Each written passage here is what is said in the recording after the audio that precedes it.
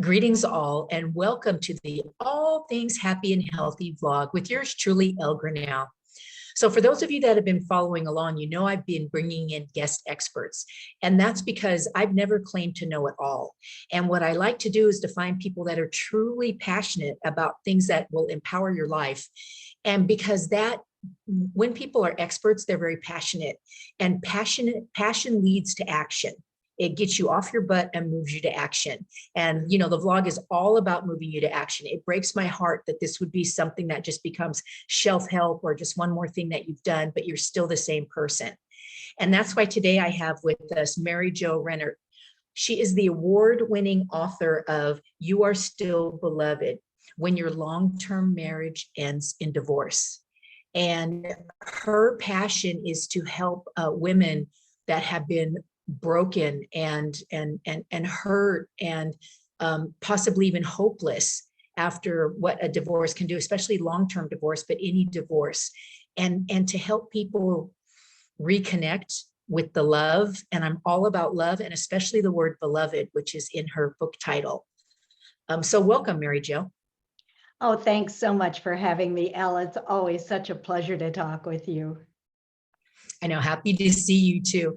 I'm, so glad, and I love technology. I'm learning to use that term more freely because, I'm in Mazatlan, and, we're thousands of miles apart. You're in the United States, and this is just so easy for us to connect. So I love your face and your smile and your radiance, which brings me to talking about the word beloved, which is in your book title. And how does that help people? And how do you help people find that again? The saddest thing to me about divorce, and I will tell you, this was not part of my paradigm. It was not on my radar screen. I divorced after 44 years of marriage to my high school sweetheart, whom I had dated for 5 years before we got married. So this was a 50-year relationship. And I had no idea how much hurt was out there. And when I looked at the number of people who experienced divorce,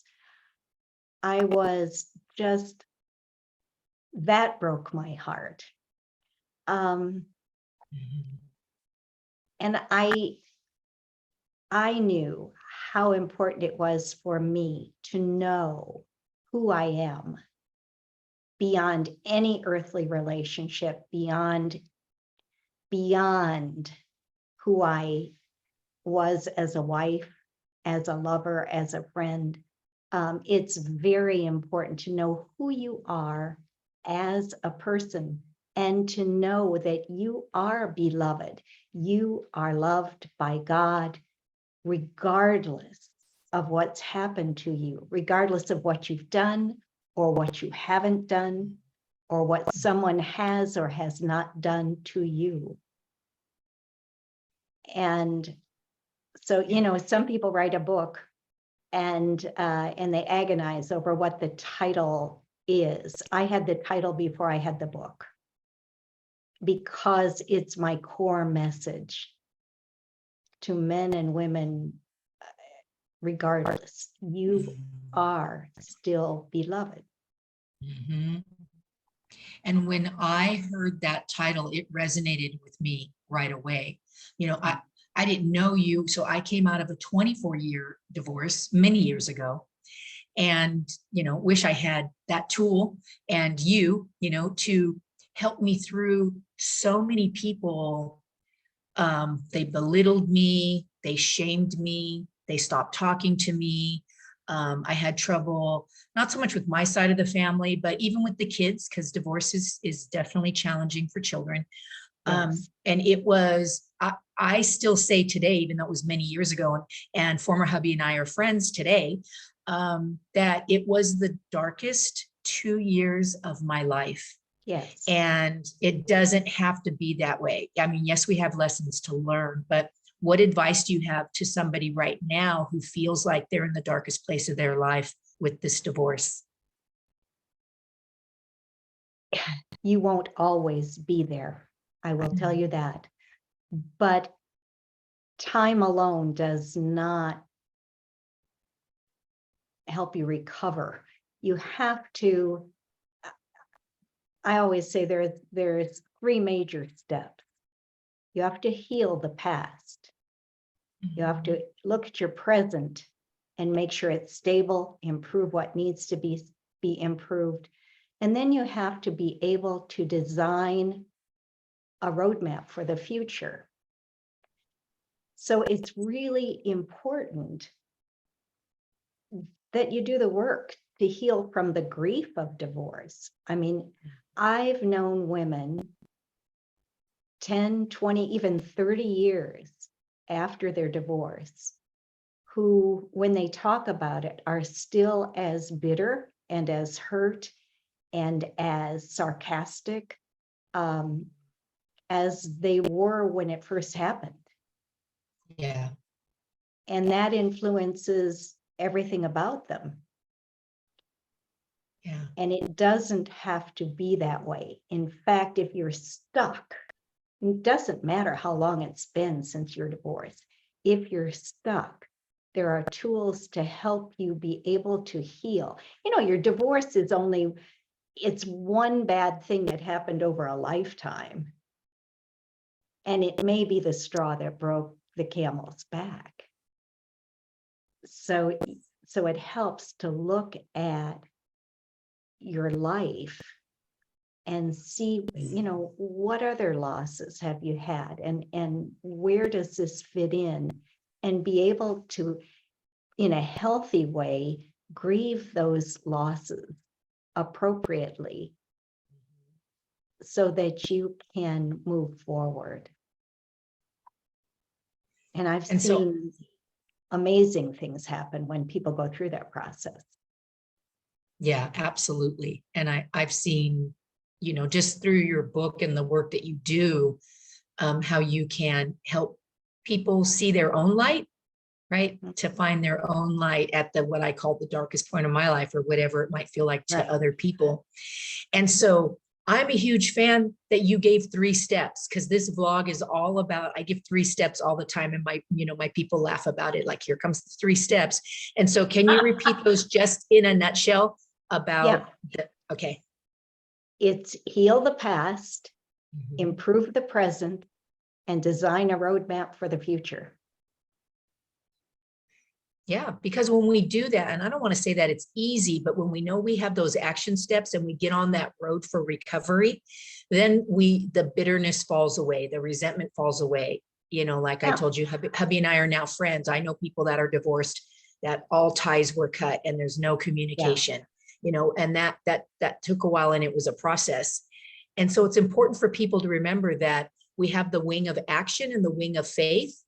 And so we must believe and know that we're beloved, and feel into that, you know, and God's love. And at the same this, because when we have both, we move forward. Right. If we own, I'm in God's hands, you don't go as far as creating actions, and you're just working your butt off to try to fix something. You go in that balance of faith and action that gets you to success. And I feel like that's where you're a master. Oh, thank you. Thank you. Well, you know, within each of those 3 steps, there are at least 3 steps that help, you know, along that way. Yeah. You know, but it helps to know the overall picture. And if you move through that, then you do have that new life at the end. And you can reclaim your joy, because, you know, I mean, having been through it, there's a time when you think you will never be happy again. Yeah. Yeah. And it's true to understand that you're reclaiming your joy and, you know, your happiness and your purpose in life, and that it's all different. So you and I were speaking about this just before, you know, we went live here, is that sometimes you really must cut the tethers to the past so that you can, and so it's not going to look the same. It's not going to feel the same. And that's actually a good thing. Yeah. Have you ever moved a new place or had someone new move in and had them always referring to the place where they came from? Mm. I had a friend who always used to talk about, she was from Chicago. And no matter what, nothing measured up to Chicago. Mm. You can't go back, and you can't always look at the way life was, because you won't come out of that grief. Mm-hmm. You have to recognize there are changes, and you can't do this all at once. A lot of times the women that I've worked with have been divorced a very long time. Sometimes Yeah. I'll get a referral from someone who's going through divorce, and really that's a whole different ballgame, because things are so raw. But Yeah. to heal the past, you've got to move through grief recovery. Mm-hmm. And you have to handle that emotional overload that can, if you don't handle it, Mm-hmm. you can have some severe health problems that you want to really avoid. Yeah, And you have to absolutely. learn how to forgive, which Mm. that's the other F word I always say. I like that. Yeah, talk about almost a taboo word. As I will tell you, I used to be the spiritual counselor at a rehab facility for drug and alcohol addiction. And they part of the program is to go through the 12-step program. Mhm. And where most of them would relapse was when they got to the forgiveness stage in the 12 steps. Almost like, seriously, sadly, 9 out of 10 that was the stumbling block, and then they would get at it again. And then eventually many of them could overcome, those who were brave enough to get back on the path again, right? And be willing to go through it. So forgiveness. Yeah. People think forgiveness is for the other person. People think forgiveness means you're saying, it's all right. It's all right. You didn't mean it. No, forgiveness does not mean that you're condoning it, that you're saying it's okay, that you're saying it didn't happen. Forgiveness means that you take your desire for justice, for administering that justice yourself, and you release that. Mm-hmm. Because, Mm-hmm. and there is a process to it. Yeah. If you don't, the old saying is, it's like drinking rat poison and expecting the rat to die. Exactly. Yeah, I hope you all really took that message to heart, that forgiveness is not saying that it was okay, the things that happened. You are accepting that those things did happen, and then moving forward from there.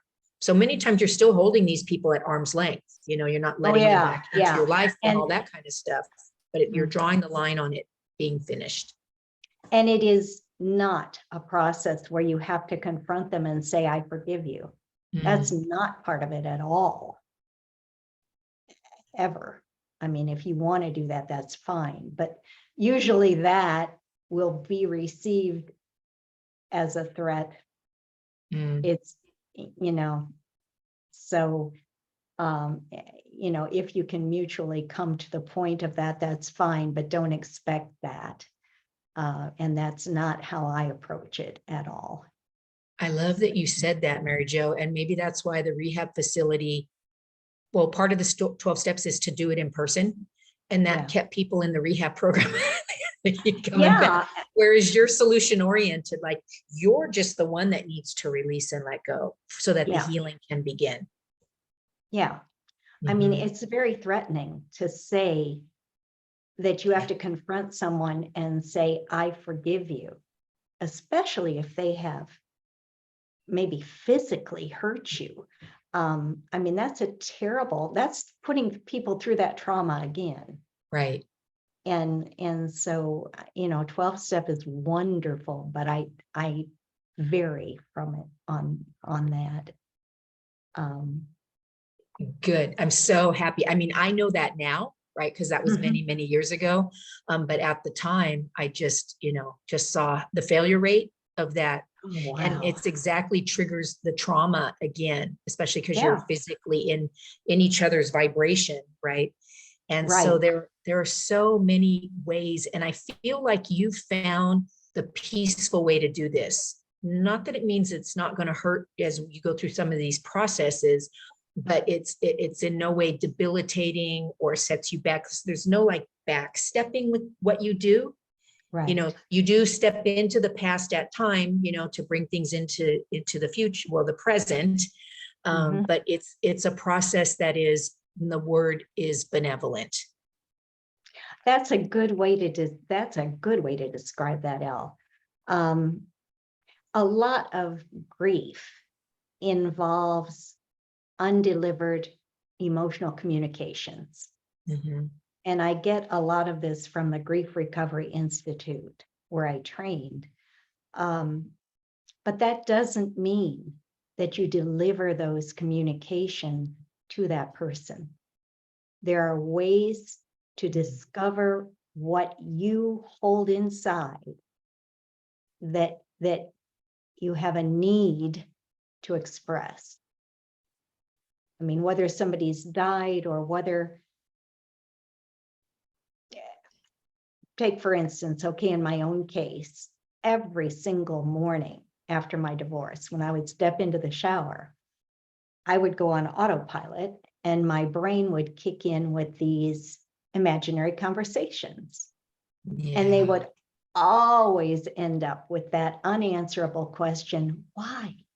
Why would you do this? Because I was blindsided by infidelity. And it made no sense to me. So I had to intentionally break that cycle and learn ways to deliver those communications that I wanted to deliver in a way that was healthy and non-threatening and didn't involve communicating with the other person. I love that story you shared, because I hope people understand that when we have these conversations in our mind, because you know this person so well, so you know what you're going to say, and then you know what they're going to say, or maybe you're reliving the situation, your body begins to feel, and it's not even happening. It's in your imagination. Yes. And your body's feeling tense, and your throat is closing over, and you're feeling nauseous, or whatever the physicalness. So you're purposely reliving that and doing that to your body. And so finding ways to do that differently, and not to what I call pasteurize, live in the pasture, but to live in the future, is those tools are extremely important and valuable. It's essential because, and I was hit kind of in the face with that very early on in my divorce process. I shared my story with a woman I worked with, and as far as I knew, she was happily married. I knew that she had a lot of health problems. But I shared with her what was going on, and we were standing in a hallway, and she started to shake and her face got all red and she teared up and she was like, how can he do this to you? You don't deserve that. Nobody deserves to be treated like that. And I physically took a step back and thought, oh man, this is my divorce. What's going on here? There's more happening here. And then she shared with me that 9 years before, her husband had left her for another woman, emptied out their bank accounts, humiliated her. And 3 months later, when that didn't work out, he came back and she took him back. But she knew, and she said, I stuff all these feelings. I know that I have all these emotions inside and I stuff them. And she said, I know, I've put on a huge amount of weight. I have back problems. I have digestion problems. I have headaches. And she said, I know it because I still haven't resolved all this. Mm. And I'm like, note to self, you can't do that. It was, I mean, I felt terrible for her, but it was probably one of the best things that could have happened to me. Made me very aware Mm. of where I didn't want to go. Mm-hmm. Yeah, and you got to see it reflected in somebody else's, right, Yeah. physical trauma. And I was kind of laughing a little bit because I feel like everybody should know this, but so many people don't, that when we keep these things inside, then we have these problems. We have issues with weight and migraines and all of that. And we just think we have chronic, problems, but these things can be resolved and eliminated with awareness, intention, and action, which is what you also help people do. Yeah. I mean, you don't want all those hormones, those stress hormones, adrenaline and cortisol, coursing through your body for long periods of time. I mean, it's bound to happen somewhat when you've got a traumatic event. But I mean, I lost my sense of taste. I lost my sense of smell. I lost my sense of where I was, my kinesthetic sense. Mm-hmm. Broke my toe on the open dishwasher door and sliced open my hand reaching into a closet because Mm-hmm. none of this made sense to me. Mm-hmm. And and I'm an RN. I know this. But it took a friend in healthcare to say to me, look, what you're telling me is happening to you is because you've got way too much adrenaline and cortisol on board, and you got to do something about that. Mm-hmm. And you're not present. No, because you're in fight, flight, or freeze. You are, everything narrows down. You can't think straight. Here you are at a time when you need to be making very logical, very well thought out decisions. Mm-hmm. And your brain is scrambled. Yeah. Yep. It's no wonder we look back and we say that it's the worst time of my life. Mm-hmm. Nothing is the same. Everything has changed. There are too many losses to count. You're physically messed up, you're mentally messed up, you're spiritually messed up because you're saying, why did this happen to me? Mm-hmm. Yeah. I've been a good girl. Why is this happening to me? Yeah, exactly. Um, And so, when we talked about those 3 steps earlier, the first begins with, in my opinion, talking to you, and you have an action step that people can take, right? So I'll be putting that below in the channel, but tell them just a little bit about that. I have a free guide Mm-hmm. called 7 Actions to help you move from broken to whole. And there are 7 steps out of the several in my book that helped me break patterns and cycles like that I just referred to, the imaginary conversations that kick in, handling the anger and the emotional overload, Mm-hmm. things that you can do to address the immediate difficulties that you experience. There are so many things that come at you when you're traumatized like that. Whether or not, I mean, some women are leaving a marriage after years and years of abuse. And that is a whole different set of problems. But everyone, when you divorce, you're leaving the status quo. And whether or not that was a happy status quo or not, Yeah. it still involves loss. Mm-hmm. When we move into the unknown, we're leaving the security of the known, even if it wasn't a good situation. Yeah. Yeah. So So thank you for that. I want everybody to grab the guide. So the link will be there, as well as, can you show us your book? Because I'm also going to put the link to go to Amazon and to buy the book as well. So the award-winning You Are Still Beloved, When Your Long-Term Marriage Ends in Divorce. And to begin the process of healing,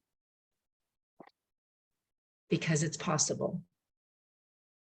it is. And I just want to encourage all of your listeners to seek healing and not to expect time alone to accomplish that. Right. Because you wouldn't put a car with a flat tire in the garage for 5 years and look at it 5 years later and expect it to be healed, to be fixed. That doesn't happen. Great analogy. So again, thank you for being here. I love spending time with you and your radiant self. If you all enjoyed this, share it, like, subscribe, all of those fun things that YouTube does for you. And I will, Mary Jo, be looking forward to more time with you in the future. And the rest of you, I will see you next week on the All Things Happy and Healthy vlog. Until then, aloha.